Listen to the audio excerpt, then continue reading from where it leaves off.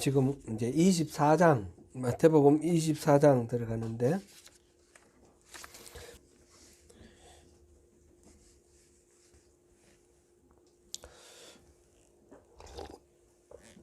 잠깐 이렇게 한번 리뷰해보고 들어가면 좋을 것 같습니다. 바로 앞 지난주에 본 23장 끝에서는 예수님께서 유대 종교 지도자들의 그 가정스러운 외식에 대해서 제자들뿐만 아니라 많은 무리들이 있는 앞에서 공개적으로 성토를 하였습니다. 오늘 본문은 그러한 공개적 경고 뒤에 곧바로 이렇게 이어지는 그런 말씀인데, 오늘 본문으로 시작되는 24장, 25장은 예수님의 5번째 강화, 설교입니다. 이 마태복음에는 예수님의 설교를 이렇게 정리를 해놨어요. 그죠? 정리를 해놨는데, 예수님의 행적과 말씀을 정리를 해놨는데, 5번의 설교로 이렇게 정리가 되어 있고, 그 사이사이에 예수님의 행적을 이렇게 정리를 해놨습니다. 5개의 강화 설교를 보겠습니다. 첫 번째는 마태복음 5장에서 7장까지 이른바 산상수훈이 첫 번째 강화고요. 그 다음에 10장이 나가서 어떻게 제자들 파송을 하면서 어떻게 복음을 전하는지 선교에 대해서 이렇게 가르쳐 주시는 내용이고요. 세 번째는 천국에 대한 비유입니다. 밭의 비유, 그 다음에 가라지 비유, 건물의 비유, 이런 걸 통해서 천국은 이렇게 확장해 나가는 거고, 결실이 있는 것이고, 나중에는 심판이 있다, 이런 거를 비유를 통해서 말씀해 주셨고요. 그 다음에 18장이 네 번째인데, 교회가 어떻게 이 세상을 어떻게 교회의 권세와 책임에 대한 겁니다. 그런 내용이 있었고요. 그리고 이제 오늘 보기 시작하는 24장과 25장은 이른바 종말론입니다. 종말론, 에스카톨로지라고 그러죠. 이 설교들의 전체 주제는 보면 다 하나님 나라, 하늘나라, 천국에 관한 그런 이야기입니다. 그 핵심은 13장이 이렇게 한가운데 있죠. 그 천국은 이렇다라는 그 비유들. 이제 18장 교회의 권세와 이제 24장부터 나오는 이 종말론 사이에 19장부터 23장 사이에 예수님께서 갈릴리 사역을 마무리하고 예루살렘에 들어와서 예루살렘 입성하면서 본격적으로 이 종교 지도자들과 대립하고 갈등하고 논쟁하는 그런 내용들이 쭉 있었습니다. 마지막으로 23장에 화 있을진저 바리새인들과 외식하는 서기관들과 바리새인들이요, 이렇게 하면서 7가지의 저주 이렇게 말씀하셨습니다. 그리고 마지막으로 예루살렘이 멸망당할 것을 예언하시면서 애통해 하시는 그런 것으로 말씀하시고 성전을 나왔습니다. 제자들은 예루살렘이 멸망한다는 이 말씀, 예수님 말씀을 듣고 그렇다면 이 성전은 어떻게 될 것인가 궁금하게 생각하게 되었습니다. 그 장면이 오늘 24장 1절 내용인데, 이에 대해서 예수님께서 대답하시면서 마지막 설교가 시작됩니다. 이른바 감람산 강화 이렇게 말합니다. 감람산, 마운트 올리브죠. 거기에는 산 곧 넘어가면 벳세다와 베다니가 있고요. 이 감람산 안에 이제 겟세마네 동산 이런 게 있고요. 그렇게 이제 감람산에서 예루살렘을 내려다 보시면서 지금 하신 말씀입니다. 예수님이 유다 지도자들과 논쟁을 끝내면서 예루살렘의 멸망에 대해서 23장 37절에서 39절에서 예언하셨습니다. 마지막 논쟁을 벌였던 장소인 성전에서 나와서 가실 때에 제자들이 성전 건물들을 가리켜 보이려고 나왔다, 이렇게 됐습니다. 성전 건물들을 가리켜 보이려고 나왔다, 이 말은 이 성전이 참 웅장하고 아름답게 멋있게 잘 지어졌는데 지금 예루살렘이 멸망한다면 이 성전은 어떻게 될 것인가 하는 그런 제자들의 의문입니다. 이 예루살렘 성전은 정말 그 당시 이스라엘 사람들로부터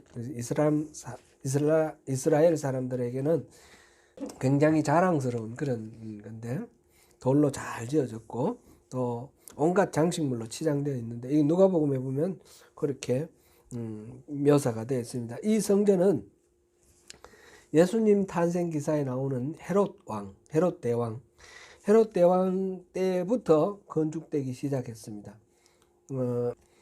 헤롯 대왕 때부터 건축되었으면 지금 예수님이 공생애를 마치고 십자가를 질 때 나이가 한 30살, 33살 이렇게 이제 얘기들이 있는데 30세부터 공생애를 시작해서 33세.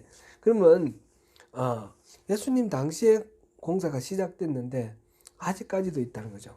37년이 됐다 그랬습니다. 예수님께서 자기 육체를 염두에 두시면서 말씀하시기를 이 성전을 헐라 내가 제3일에 일으키리라. 요한복음 2장에 나오는 그 성전 정화 사건에 그 말씀이 나오죠. 그랬을 때에 하는 사람들이 말이 이 성전을 지은 지가 37년이 되었는데 그렇게 이야기하는데 37년 동안 지금 짓고 있는 겁니다. 그런 것이고 그 이후에도 예수님이 십자가 지시고 난 후에도 이게 완공될 때까지는 한 30년 더 걸립니다. 그래서 AD 67년에 완공이 되었습니다. 완공이 되었는데 AD 70년에 티투스 장군에 의해서 예루살렘이 멸망당하고 성전이 파괴될 때 완전히 파괴되었죠. 그래서 예수님께서 돌 위에 돌 하나도 남지 않겠다 했던 이 예언이 역사적으로는 그 AD 70년에 그렇게 이루어졌습니다. 이 성전은 솔로몬이 맨 처음 지었던 성전을 제1성전이라고 그러죠. 그게 BC 957년에 완공되었는데 그것이 나중에 유다가 바벨론에 의해서 멸망당할 때에 그때 완전히 파괴됐습니다. BC 586년에 완전히 철저하게 파괴되었습니다. 솔로몬이 지은 성전은 제1성전이라고 그러고 이렇게 바벨론에 의해서 파괴되고 난 뒤에 포로로 끌려갔던 사람들이 페르시아가 바벨론을 또 멸망시키고 고레스 왕이 유다 백성들에게 돌아가도 좋다 귀환령을 내렸죠. 귀환령을 내려서 가서 성전을 지어라 라고 허락을 했는데 그때가 이제 BC 538년이고요.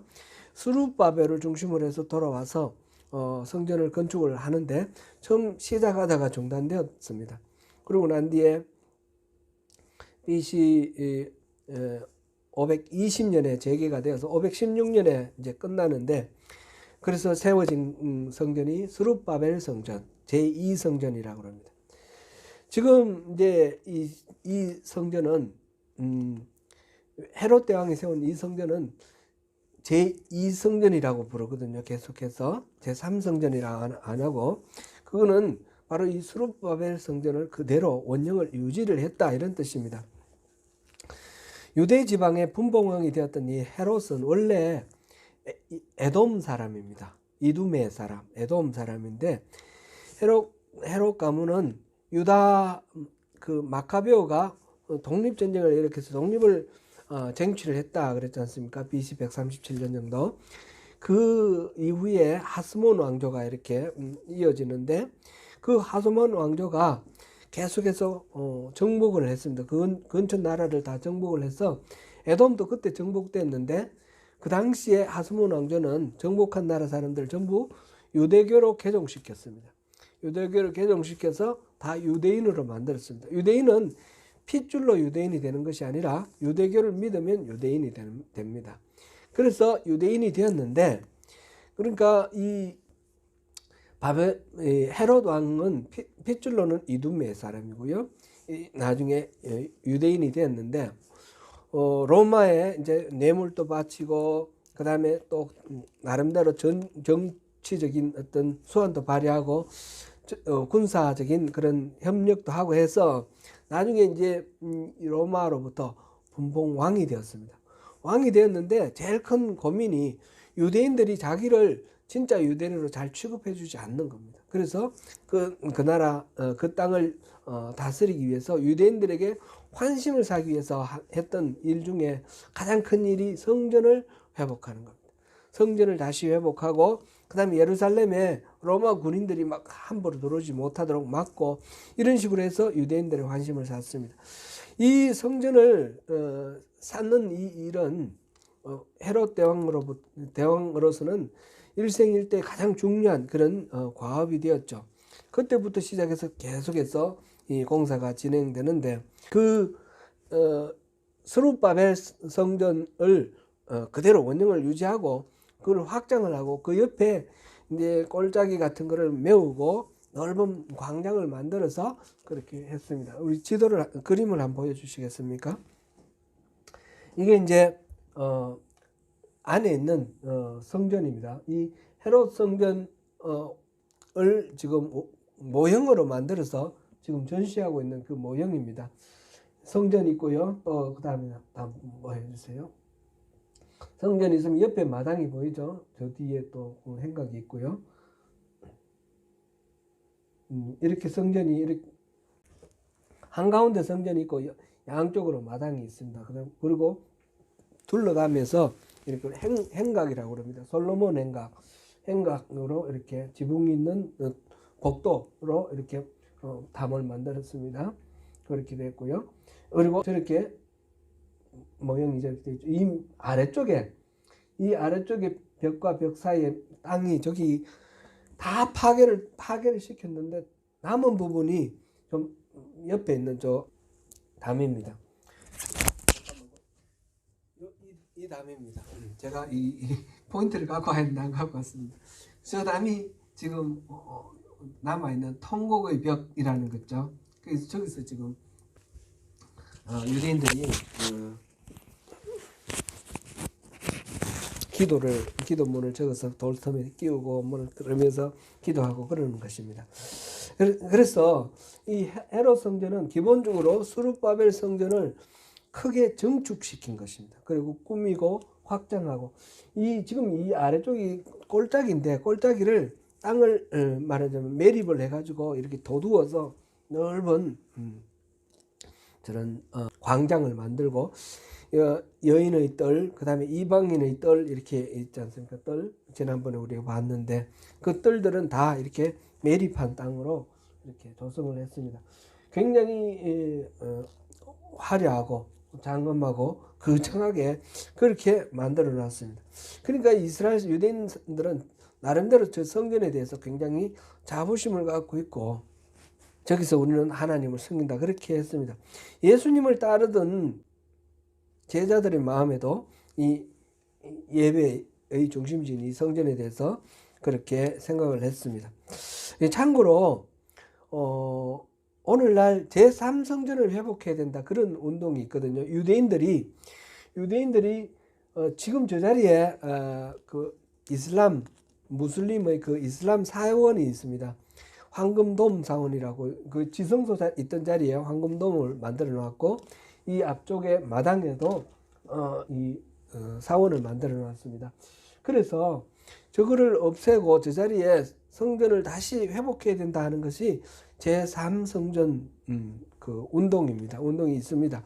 개신교 중에서도 저것을 또 같이 동조를 하면서 제3성전 회복 운동을 하는 그런 사람들이 있는데 실제로는 그거는 잘못된 그런 생각이라는 건 지난번에도 우리 한번 살펴보았습니다.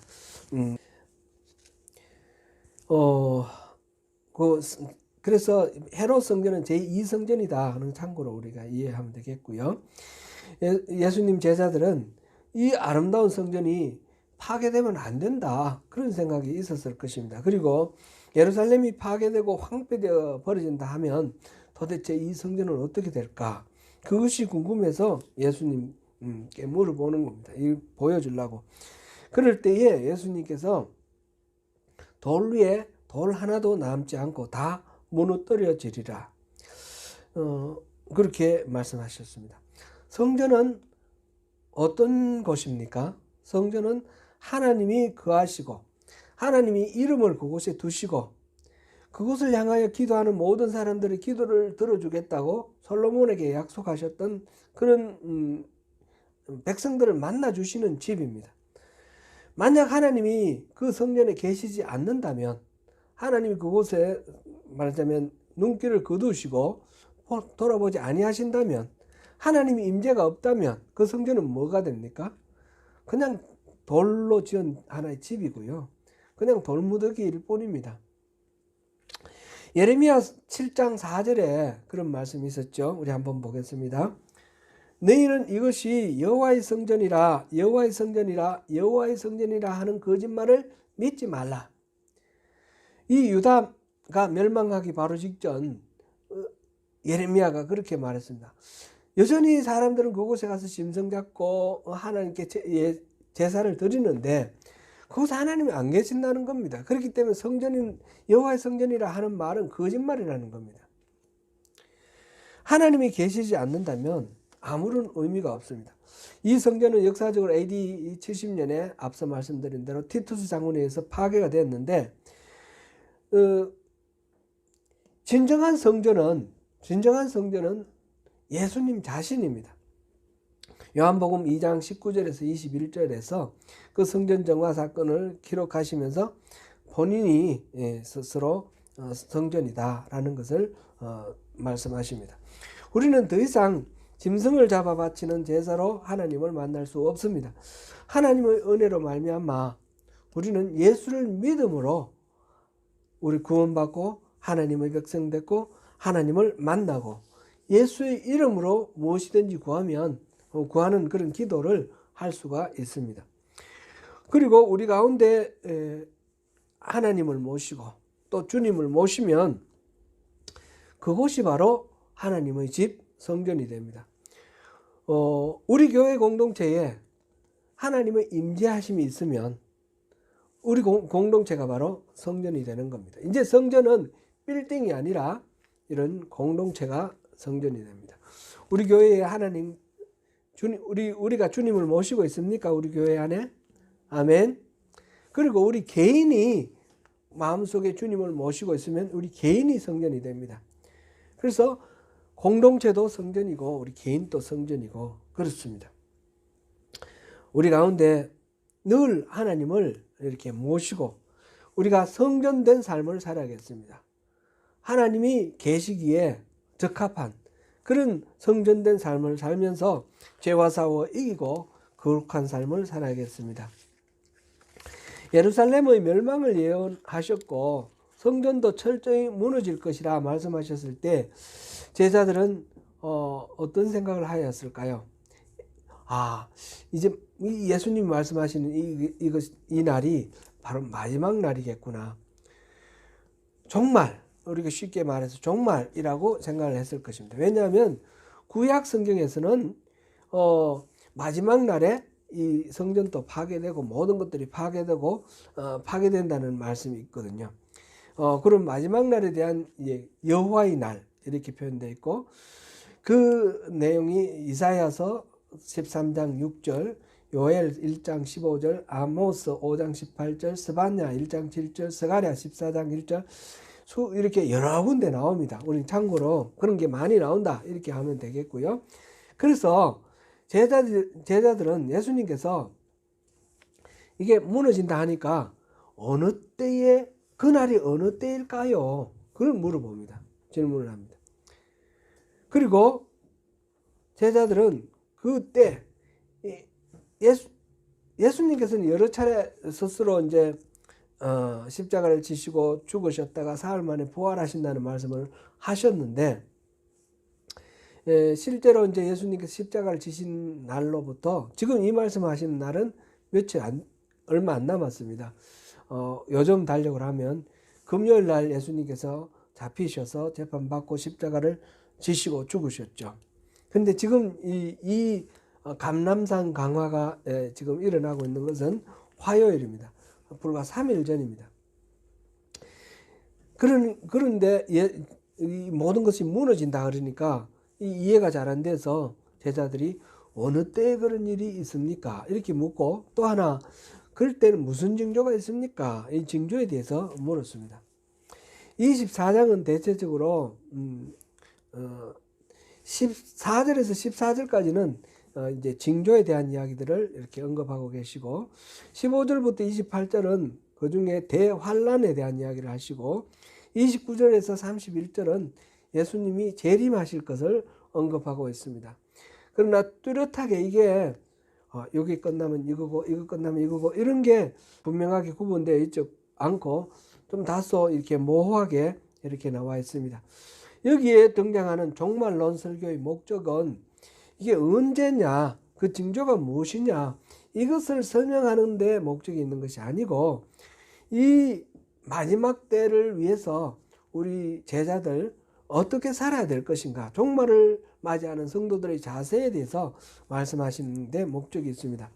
그래서 예수님께서는 다시 이제 말씀을 드리면 때에 대해서 언제가 그 마지막 때냐, 때에 대해서는 명확하게 대답하지 않으십니다.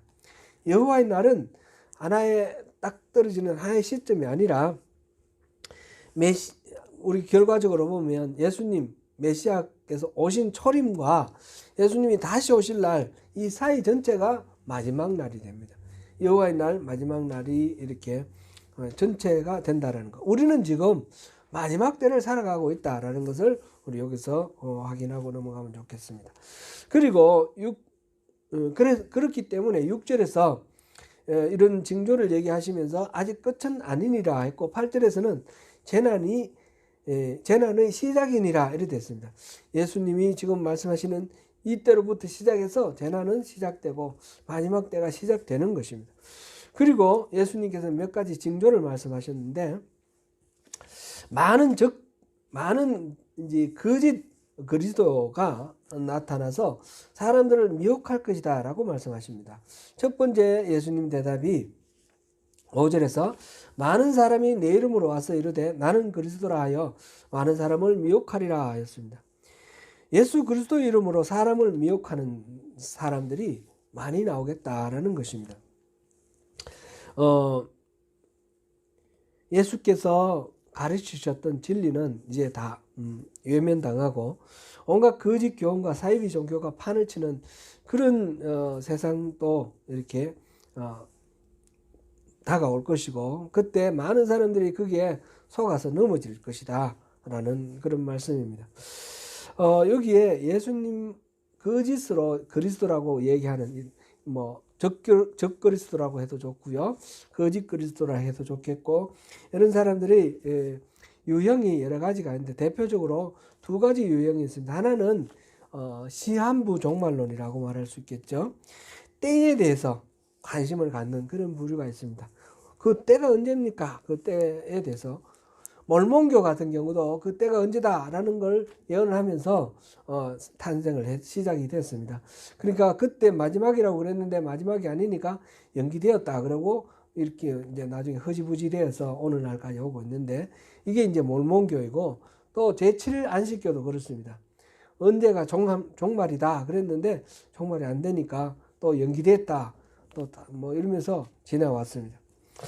우리나라에서도 그런 시한부 종말론이 아주 계속 이어져 왔는데 아주 유명한 게 1992년도에 있었던 다미성교회라는 게 있었죠. 다가올 미래를 대비하라. 그해 1992년 10월 28일에 예수님께서 공중에 재림한다 그랬습니다. 그래서 구원받을 사람들은 들려 올라간다. 휴거라 그랬습니다. 휴거. 들려 올라간다. 그래서 학교 다니는 애들 전부 학교 이제 중퇴시키고 그만두고, 직장 다니는 사람은 직장 다 그만두고, 그래가지고 그날 준비하면서 막 하얀 옷 입고 막 춤추고 찬양하면서 이렇게 기다렸습니다. 그게 떠들썩해서 온 세계에서 그것이 중계방송이 되고 막 그랬습니다. 그런데 그날 종말이 왔습니까? 안 왔습니다. 이 다민성교를 이끌었던 이장님이라는 사람이 그때 이제 사기죄로 구속됐는데 압수수색을 해서 보니까 예금 통장이 수두룩하게 나왔습니다. 몇억, 몇천만 원, 몇억 이런 것들이 종말을 종말이 온다 그러고 다 필요 없다 그래 놓고 자기는 그거를 저금으로 해놨어요. 스스로 시한부 종말론을 믿지 않았다는 그런 증거가 되기도 합니다. 또 하나의 유형은 스스로 예수다, 나는 예수다, 또는 성령이다 이렇게 말하는 그런 자들이 있습니다. 어떤 신문 기사에 보니까 우리 조국 대한민국에 현재 스스로 내가 하나님이다 라고 말하는 그런 무리의 지도자가 10명이나 있습니다. 그리고 내가 재림 예수다 또는 성령이다 이렇게 말하는 사람들이 50명이나 된다고 합니다. 세상에 이런 이단들이 우리나라에 제일 많은 것 같아요. 통일교 문선명도 그랬죠. 자기는 예수는 실패한 그리스도고 자기가 성공한 그리스도래요. 그렇게 얘기했고, 지금 또 한국을 또 흔들고 있는 신천지 이만희 같은 경우는 자기가 보혜사 성령이라 그렇게 말합니다.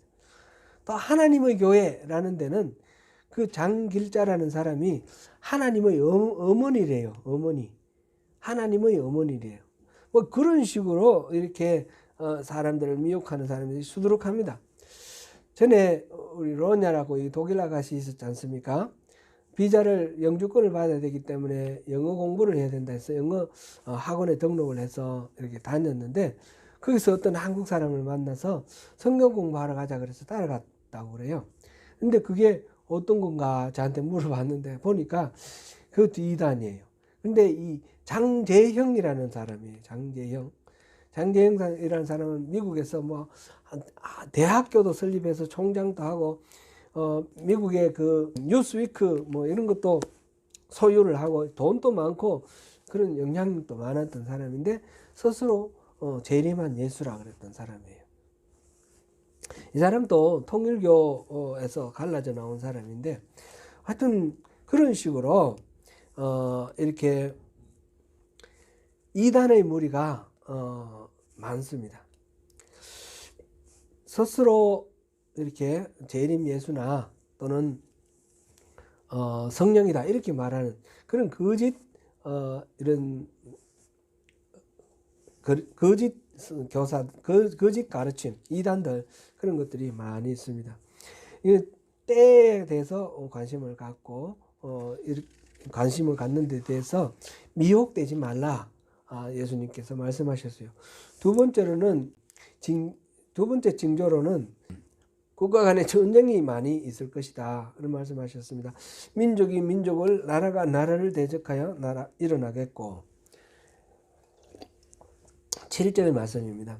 도처에 전쟁이 일어나고 막 이렇게 될 것이다. 전쟁은 점점 시간이 가면 갈수록 점점 더 좀 심해지고 인명피해는 많아지고 참혹해지는 그런 방향으로 가는 것 같습니다. 그런데 전쟁을 일으키는 사람들마다 다 평화를 위해서 싸운다라고 그렇게 주장합니다. 가장 최근에 지금 우리가 볼 수 있는 전쟁은 러시아가 우크라이나를 침공한 그런 전쟁인데, 이 러시아의 푸틴이 이걸 전쟁이라고 안 합니다. 지금도 우리는 전쟁하는 게 아니라고 그럽니다. 그 우크라이나에 있는 동부 지역 그 지역에 질서를 회복하기 위해서 우리가 평화군을 보냈다. 그렇게 얘기를 합니다. 그러면서 영토를 점령하고 많은 사람들을 죽이고 이런 식으로 실질적인 전쟁을 일으키고 있습니다. 앞으로도 이 전쟁은 민족과 국가 간의 갈등은 계속될 것이다 라는 것이죠. 예수님은 또 세 번째의 징조로 신자들에게 환난이 임할 것이고 또 어려움이 닥치게 될 것이다 그렇게 말했습니다. 세 번째 대답은 9절을 보면 그때 사람들이 너희를 환난에 넘겨주겠으며 너희를 죽이리니 너희가 내 이름 때문에 모든 민족에게 미움을 받으리라. 10절에 보면 사람이 실족하게 되고, 이거는 믿음을 버리게 되는 것이죠. 서로 잡아주고 서로 미워하겠습니다. 서로 이제 성도들끼리 이간질이 생기고 배반이 일어나고 이러면서 이 환난과 핍박 속에서 어려움을 당하게 될 거다. 그런 내용입니다. 참으로 진리를 따라 살아가는 사람은 시대를 막론하고 다른 사람으로부터 핍박을 받고 박해를 받기 마련입니다. 언제나 진리는 세상과 타협하지 않고 그들의 잘못을 고발하기 때문에 그렇습니다. 이와 같이 징조가 크게 나누어서 세 가지로 이렇게 말했는데, 여기서 구체적으로 언급된 것으로 보면 7절에 민족과 민족이 민족을, 나라가 나라를 대적하여 일어나겠다. 전쟁에 대한 이야기가 있고, 그 다음에 기근, 지진 이런 것들이 있고, 그 다음에 9절부터 12절까지 보면 핍박, 성도들 간의 이간, 거짓 선지자의 출현 이런 것들이 나열되어 있습니다. 사실상 이런 징조들은 우리가 현재 우리가 경험하고 있고 보고 있는 그런 징조들입니다. 이러한 징조가 어느 하나를 가지고 이게 징조다, 마지막 때다 이런 식으로 하면 그것도 미혹될 수 있습니다. 그렇게 볼 거는 아니다라는 것입니다. 이 모든 징조가 보이고 있는 현재가 마지막 때다. 우리가 마지막 때를 살아가고 있다. 언제 마지막이 될지 모른다라는 것이죠. 그리고 종말론적 신앙이라는 말은 이 종말이 언제 올 걸 모르니까 그때를 대비해서 뭐 이렇게 팔고 산으로 들어가고 뭐 이런 식으로 가는 건 아닙니다. 지금 또 뭐 피지에 또 이렇게 집단에 몰려갔죠. 뭐 이사를 갔죠. 종말이 곧 온다 그래가지고 신옥주인가요? 그런 사람들도 있고, 얼마 전에는 또 어떤 전도사가 또 북한이 쳐들어온다, 뭐 망한다 그래가지고 사람들이 필리핀으로 가고 미국으로 가고 막 이렇게 간 사람들도 있어요. 종말이라는 것을 이렇게 피하고 어떻게 회피하라고 종말론을 얘기하는 것이 아닙니다. 예수님께서 마지막 때를 얘기하시고 그 다음에 요한계시록에도 마지막 때를 얘기를 하는데, 이거는 성도들로서 이 종말을 어떻게 살아가는 것이 마땅한가, 그거는 나중에 여기 지금 32절부터 51절 여기서 또 다시 그 성도들의 태도에 대해서 얘기를 하겠습니다. 우선 그 이전에 지금 당장 말씀하시는 것은 두 가지를 얘기를 하고 있습니다. 하나는 미혹을 받지 않도록 주의하라. 4절 말씀입니다. 종말을 얘기할 때 가장 중요한 것은 미혹되지 않는 것입니다. 최근 한국교회가 급격히 이렇게 몰락을 하고 있다라고 그렇게 뉴스에 많이 나옵니다. 어떤 신학자는 한국교회가 이렇게 급격하게 무너지고 있는 것은 이단 때문이다, 그렇게 이야기를 하는 걸 들었습니다. 그 이단이 활개를 치고 번성할 수 있는 토양이 따지고 보면 기성 정통이라고 하는 이 교단 안에, 우리 교회 안에 그 토양이 있습니다. 그것이 바로 기복주의, 율법주의, 인본주의, 이런 거짓된 신앙입니다. 하나님이 중심이 아니고 자기가 중심인 신앙, 이런 가짜 신앙, 그저 문제 해결되고 소원 성취되면 그것으로 이제 다 된다라고, 잘 믿는 것이라고 가르치고 열심을 다해서 그렇게 정성을 들이면 내 복 받는다 이렇게 생각하는 이런 신앙, 이것이 문제입니다. 이것이 한때는 우리 한국교회가 급격히 성장할 수 있는 그런 동력이 되었지만, 이제 한국교회를 망하게 하는 그런 이유가 되고 있습니다. 미혹이 되지 않도록 깨어 있어야 됩니다. 신앙의 참된 모습, 진짜 신앙의 본질을 우리가 찾아야 되고, 이걸 위해서 우리가 공부를 하고, 성경 공부하는 것은 다름 아니라 참된 진리가 뭔가, 그것을 위해서 우리가 공부를 해야 되는 것입니다. 그리고 두 번째 얘기하는 것은, 예수님께서 말씀하시는 것은 끝까지 견디는 자는 구원을 얻으리라 라고 하셨습니다. 이런 어려움, 환난, 핍박 이런 것들이 있더라도 끝까지 견디라는 말씀입니다. 예수님은 십자가를 지시고 죽으셨다가 부활하신 후 성천하셨습니다. 그리고 이 땅에 예수님이 하시던 그 사역을 계속 이어나갈 후계자를 남겨놓으셨는데 바로 교회입니다. 교회는 핍박을 무릅쓰고 나아가야 할 주체입니다. 예수 믿는 사람들을 환난에 넘겨줘서 죽게도 하고 또 모든 민족에게 미움을 받게 한다고 하셨는데, 그렇다 그러면 예수님 믿는 사람들은 어떻게 살아야 합니까?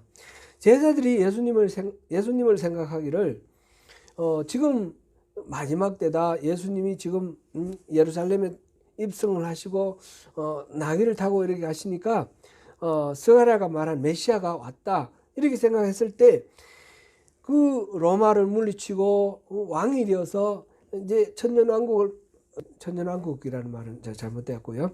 하여튼 태평성세를 만들 것이다. 이렇게 생각하고 있었는데 예수님께서는 그게 아니라 오히려 큰 환란이 있다라는 겁니다. 이 환란 가운데 싸움이 있다는 겁니다. 영적 전쟁이 필요하다. 그것을 지금 얘기를 하십니다. 이 하나님이 이 땅을 회복하시려고 하시는 이 하나님의 회복의 이 운동에 반대하는 사탄의 이 죄와 악으로 붙들고 있으려고 하는 이 사탄과의 이 싸움이 있는 것입니다. 그래서 교회가 바로 이 영적 전쟁의 주체가 되어서 사탄과의 싸움을 이겨 나가야 됩니다.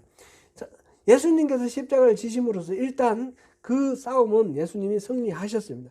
그 다음에 이 이긴 싸움을 우리가 살아가면서 수습해 나가고, 우리 전쟁하는 걸 최근에는 영화가 아니라 우리 이라크 전쟁 때 이렇게 보니까 전쟁을 생중계로 막 봤습니다. 막 이 포를 쏘고 그다음 공습을 하고 해서 완전히 그 무력화시키고 난 뒤에 나중에 이제 보병이 들어가서 그 수습하지 않습니까? 말하자면 그 포라든지 미사일이라든지 공습을 통해서 적의 지휘부를 완전히 깨버리고 그 다음에 이제 보병이 들어가는데 적의 지휘부를 깨버리는 그 일이 예수님께서 십자가를 지심으로써 이루어진 겁니다. 이미 사탄의 허리를 꺾어버렸습니다.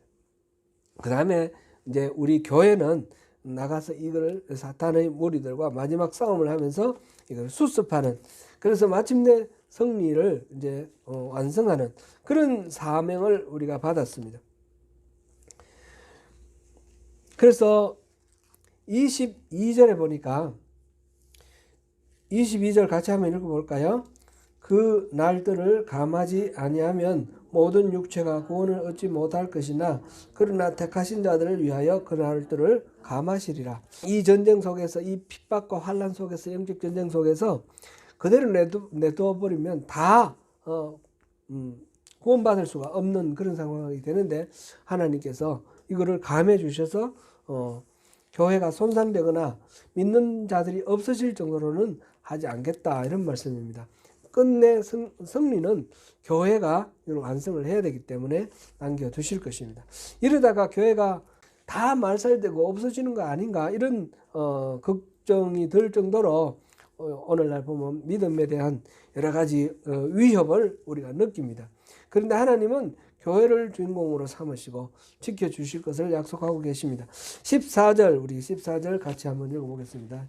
시작. 이 천국 복음이 모든 민족에게 증언되기 위하여 온 세상에 전파되리니 그제야 끝이 오리라.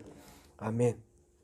하나님께서 교회 주신 사명이 무엇인가 하면 땅 끝까지 그리스도의 복음이 전파되는 것입니다. 전파하는 것입니다. 그래서 적어도 교회가 구원받을 마지막 한 사람을 전도해서 구원할 때까지는 하나님께서 이 세상이 멸망당하지 않도록 붙들어 주실 것입니다. 그래서 예루살렘의 멸망 이후 모든 민족에게 복음이 전파될 때까지 교회는 하늘과 땅의 모든 권세를 가지신 예수님께 절대적인 명령을 받고 복음을 전하는 그런 사명을 받았습니다. 이 세상의 주인공은 로마 황제가 아니었듯이 오늘날 미국의 바이든 대통령 또는 일론 머스크 이런 정치적인 지도자나 경제적인 지도자 이런 사람들이 아닙니다. 하나님의 약속의 말씀을 붙들고 열심히 복음을 전하는 교회가 이 마지막 때의 세상의 주인공입니다. 결국 끝까지 견뎌내는 자가 바로 구원을 얻는 승리자가 될 것입니다. 끝까지 견디는 자, 남은 자, 하나님에 대한 신뢰가 우리가 끝까지 견딜 수 있도록 하는 그런 힘입니다. 야고보서 5장 7절에서 8절 우리 읽어보겠습니다. 시작. 그러므로 형제들아 주께서 강림하시기까지 길이 참으라. 보라 농부가 땅에서 나는 귀한 열매를 바라고 길이 참아 이른 비와 늦은 비를 기다리나니 너희도 길이 참고 마음을 굳건하게 하라. 주의 강림이 가까우니라. 아멘. 종말론은 참 쉽지 않습니다. 쉽지 않으니까 이단도 많죠. 근데 분명하게 우리가 이것만 기억하면 되겠습니다. 하나님께서 우리를 주인공 삼으셨고 우리가 마침내 이 영적 전쟁에서 예수님이 이겨놓으신 이 전쟁에 승리자로 참여하게 될 것이다 하는 것입니다. 사랑하는 성도 여러분, 미혹되지 말고 신실하신 하나님을 신뢰하며 끝까지 견뎌서 마침내 주님과 함께 영원한 승리를 구가하시는 저와 여러분 되시기를 축원합니다. 기도하겠습니다. 은혜로우신 하나님, 이 마지막 때 종말을 준비하라 하시는 우리 예수님의 말씀을 듣습니다. 그때가 언제인지는 말씀하지 않으셨고 여러 가지 징조를 보여주셨는데 그 징조는 지금 우리가 보고 있는 그런 현상들입니다. 언제 종말이 올지 모르겠습니다. 5분 후에 종말이 올지 5년 후에 올지 50년 후에 올지 예수님께서 금방 오리라 하셨던 그 종말은 우리가 지금 살아가고 있는 이 시대다, 이 때다라는 것을 생각을 할 때에 우리가 깨어 있어야 되겠다는 생각을 합니다. 언제 주님이 오시더라도 부끄러움 없이 주님 앞에 우리가 나아갈 수 있도록 우리가 믿음으로 견고하게 서서 끝까지 견뎌내는 그런 구원의 하나님의 구원의 그 주인공이 되는 우리 모두가 될 수 있도록 주님 도와주시옵소서. 예수님 이름으로 기도드립니다. 아멘.